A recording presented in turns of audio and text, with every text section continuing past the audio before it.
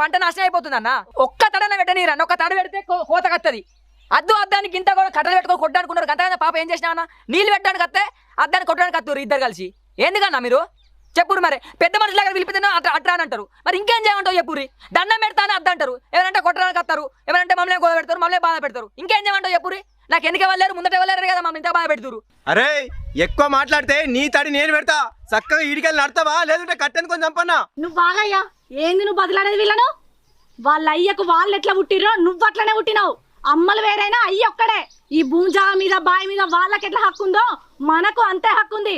వీళ్ళు ఇక్కడ పెద్ద మనుషుల మాటలు వినకుండా వాళ్ళకి ఎదురు చెప్తారు కదా. వీళ్ళను గిట్ల కాదు, ఎక్కడ పోయి పిరాదుగా ఉన్నా గక్కనే పిరాదైతా. ఇవాళ ఎవ్వలేని వాళ్ళకు నా మొగన్ని ఒక్కని చూసి ఎట్లా పడతట్టే కొట్టిరు. రేపు సంపరన్న నమ్మకం ఏముంది? మీ వల్ల నా మొగనికి పాన భయం ఉంది. నేను మిమ్మల్ని ఇడిచిపెట్టా. ఆ పంటకు నీళ్లు పెట్టకుండా ఎట్లా వస్తారో నేను చూస్తా. ఊకుంటే నక్కలు చేస్తూ రాను. ఏ పోయేపో, నువ్వు మనుషులను కుడతావు. అది కుక్క బెదిరించి చెప్పెత్తుకపోయిందట. మీతో ఏం కాదు కానీ పో. మీ అవ్వ